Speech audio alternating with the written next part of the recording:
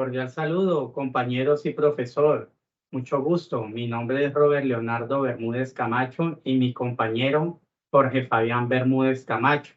Hoy estamos aquí con la iniciativa de dar a conocer una información pertinente para este proceso académico que cada uno de nosotros ha decidido llevar. Ese de ser Magister en Dirección y Gestión de Proyectos. El tema a tratar el día de hoy es sobre la oficina de proyectos, la PMO. Entrando en materia y antes de hablar de otros temas, es importante primero hacer una definición de esta oficina.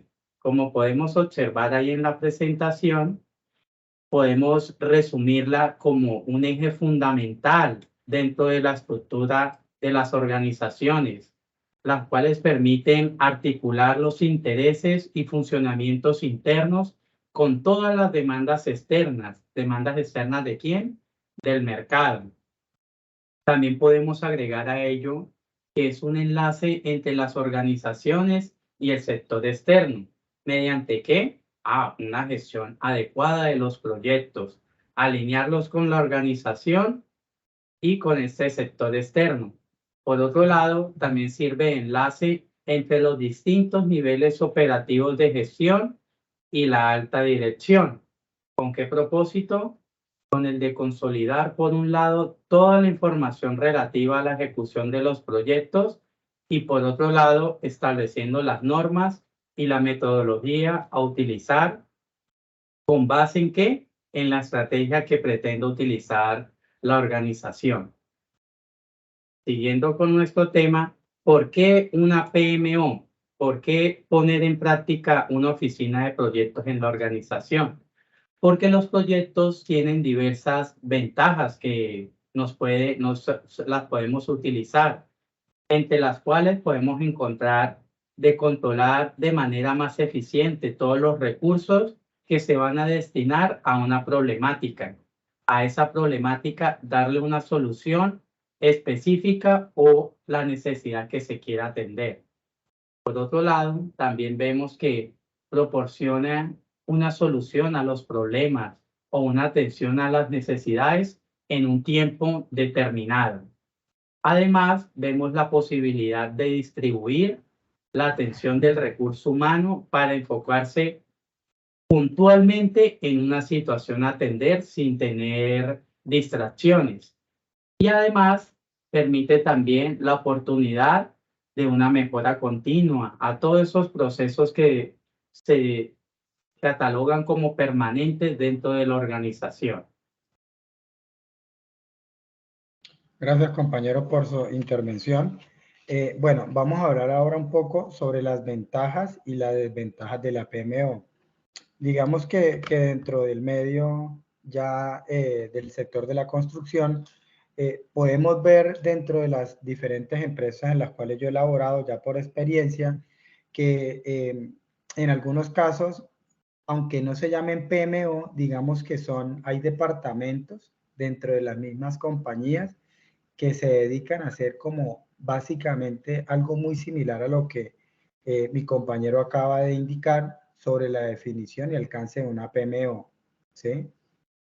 Entonces, volviendo al tema de las ventajas, bueno, pues hay muchas ventajas, por supuesto, dentro de la compañía, dentro de las diferentes organizaciones que una PMO nos puede brindar. Tratamos de sacar las más importantes y las que nuestro docente nos explicó en su clase magistral. Como primero, la eficiencia de las entregas en los proyectos. Obviamente, la PMO nos puede ayudar a garantizar que los proyectos cumplan con los presupuestos, cumplamos con los cronogramas, con el alcance y obviamente sean productos de calidad. Como segundo, aporte implementar estrategias. Según la necesidad de la junta directiva, de la alta gerencia, la PMO también puede ayudar en la focalización de las diferentes estrategias corporativas. Tercero, satisfacción al cliente. Obviamente, al haber un mayor control de calidad, teniendo en cuenta que se pueden implementar, en este caso, sea, asimilándolo un poco con el PMU en cuanto al tema de la triple restricción, al tener claros todos los procesos y el alcance de lo que quiere el cliente, es más seguro que al entregar el producto el cliente reciba lo que espera. Y obviamente le vamos a garantizar que cuando se le entregue el producto sea lo que él realmente está esperando. Como quinto tenemos, como cuarto, perdón, agilidad de la empresa. Pues claro que al tener todos los procedimientos más claros, todos los procesos, los diferentes formatos que hay que diligenciar en diferentes etapas, entonces obviamente va a haber una mayor dinámica dentro de la misma compañía. Como quinto, transparencia de la empresa. Todo se maneja de acuerdo, pues obviamente se va a manejar de acuerdo a unos estándares que va a definir la empresa. Hay mejores herramientas de control y eso obviamente permite que haya una mejor transparencia. Disciplina interna. Obviamente pues, también va a generar un mayor orden en el manejo y cumplimiento de todos los procesos implementados en el PMO. Gestión del riesgo. Habrá también una disminución en la materialización de riesgos. Están obviamente proyectos más aterrizados, van a haber unos planes de gestión de riesgos para evitar que dentro de la ejecución, dentro de todo el proceso de la etapa de los proyectos, haya la posibilidad de algún riesgo. Prioridades alineadas a las estrategias, como pues básicamente muy similar a los anteriores, que todo lo que esté dirigido al PMO esté también alineado con el tema de las estrategias. Competencias en gestión de proyectos. Obviamente que hay mayores opciones que las mismas personas, los colaboradores, les interese capacitarse de acuerdo a la cultura organizacional de cada empresa. Como décimo, tenemos trabajos estructurados, pues obviamente va a haber procedimientos y procesos más claros y más definidos. Eso va a permitir que también haya trabajos estructurados y eso va a generar un orden. Monitoreo de objetivos, obviamente tener claro la ruta de todos los proyectos, tenerlos todos mapeados, saber para dónde van, cuándo terminan, qué recursos necesitan, en el caso tal de que tenga diversidad de proyectos que se estén realizando de forma paralela, permitir que se puedan usar o intercambiar diferentes insumos, diferentes equipos y herramientas que permitan obviamente que haya esa unión entre los diferentes proyectos de la compañía. Siga, compañero. En cuanto a las desventajas, bueno, pues no, yo no diría tanto desventaja, diría que pues esto sucede siempre y cuando la PMO se encuentre bien dirigida, bien enfocada, tenga un alcance claro, tenga unas funciones de sus participantes claros.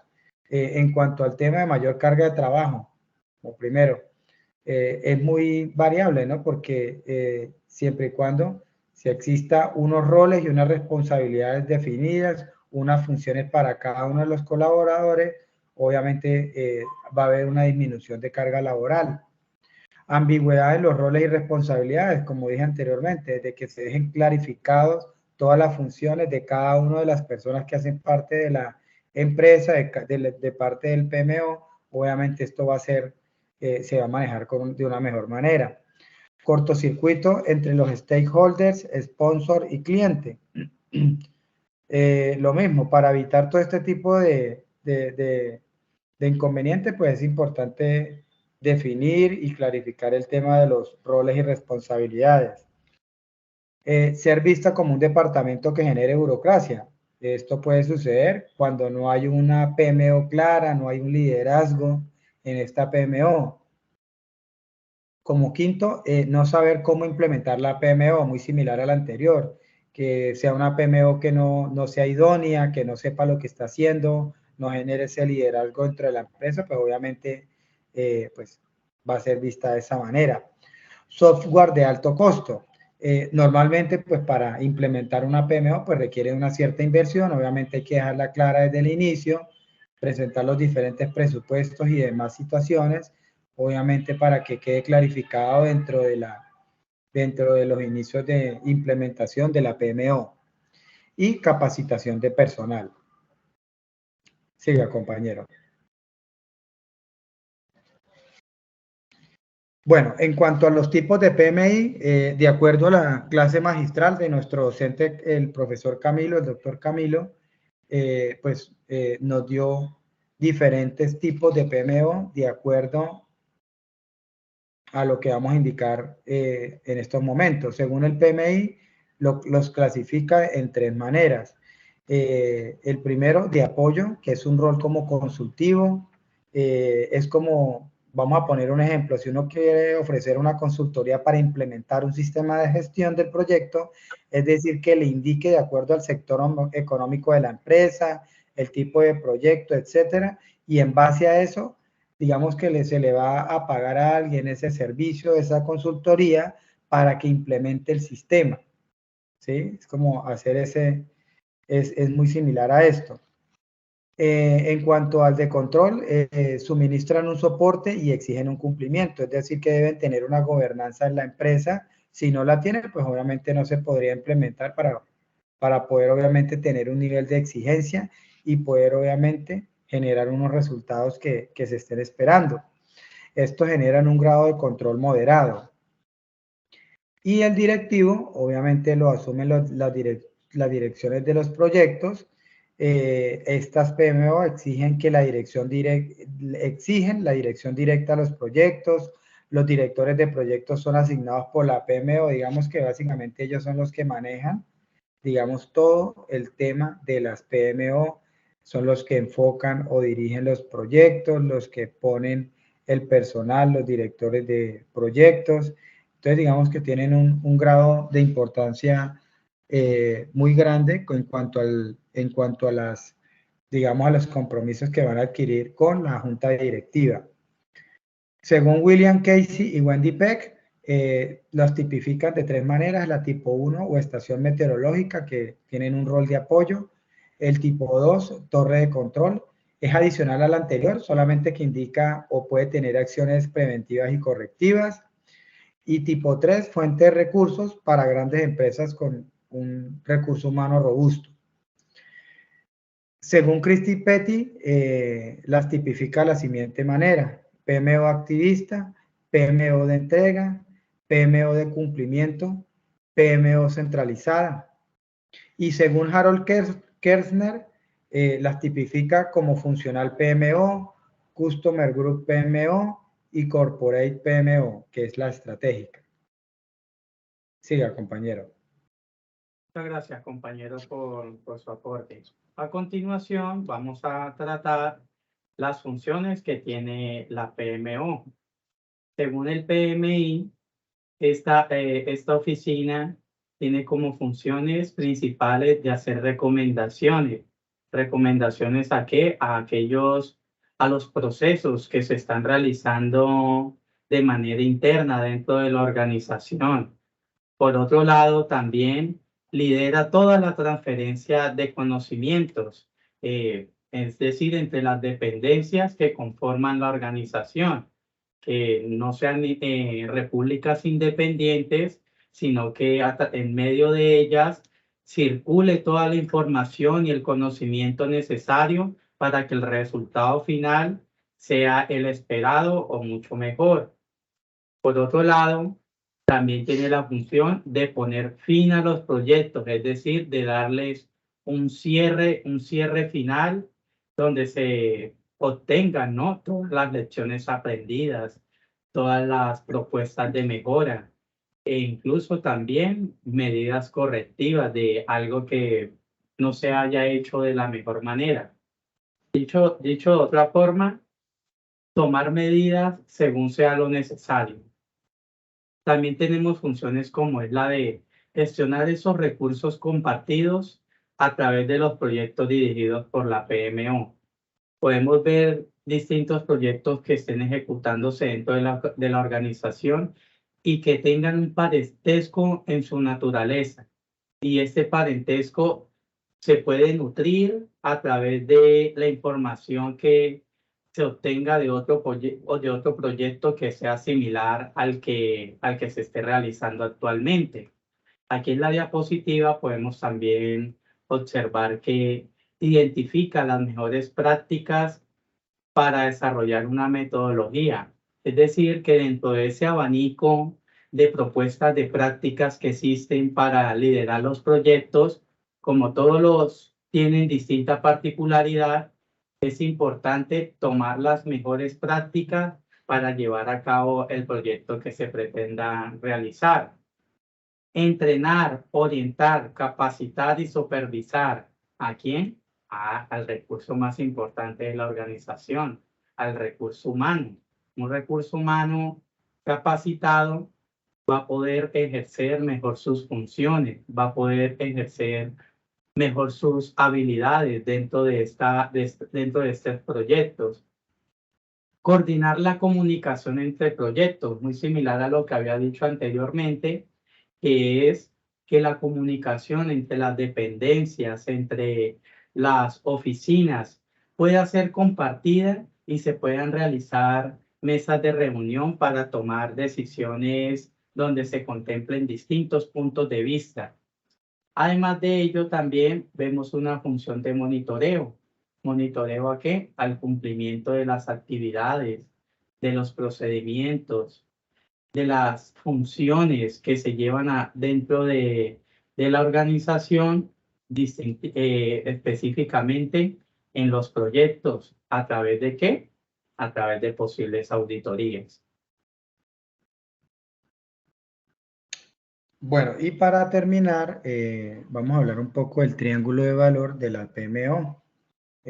Pues podemos resumirlo esto de una manera muy rápida. Como decía nuestro querido profesor en la clase, básicamente el triángulo de valor se asimila mucho a la triple restricción en el PMBOK, ¿sí? Básicamente son los tres elementos que más le van a aportar valor a la organización que implemente una PMO. Entonces, ¿cuáles son estos tres elementos? El conocimiento, que son todas las actividades asociadas con la adquisición de conocimiento para beneficiar a los project managers. En el tema de consultoría, son los que asistimos y gestionamos todas las prácticas de los project managers. Y el estándar, por supuesto, es el conjunto de todas las políticas y procedimientos para gobernar los procesos de los proyectos. No siendo más, queremos agradecer a la audiencia por su atención prestada. Muchas gracias. Muchas gracias, profesor y compañeros.